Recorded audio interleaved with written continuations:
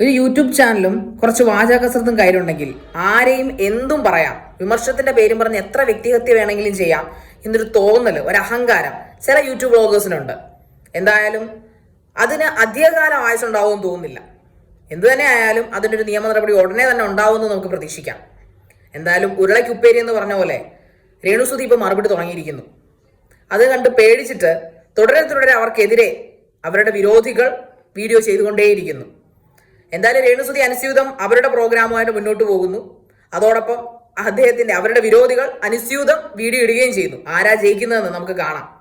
പിന്നെ എന്നെ തെറി വിളിക്കുന്നേയും എൻ്റെ വീട്ടുകാരെ വിളിക്കുന്ന ആരെയും ഞാൻ പച്ചയ്ക്ക് തെറി വിളിക്കും, എൻ്റെ ചാനലിൽ വന്ന് പറഞ്ഞാൽ മാത്രം. അത് എന്നോട് നേരിട്ട് പറയുന്ന പോലെയാണ് എൻ്റെ ചാനൽ വന്ന് പറയുന്നത്. അത് ഞാൻ ചെയ്തിരിക്കും. അത് ഏത് വിവി ബ്ലോഗ് ആയാലും, ഏത് അതുൽ വ്ലോഗ് ആയാലും, ഏത് അനന്തു ആയാലും ഒരു സംശയവുമില്ല. അതിലൊരു മാന്യതക്കേടും എനിക്ക് തോന്നിയിട്ടില്ല, ഇനി തോന്നുകയും ഇല്ല.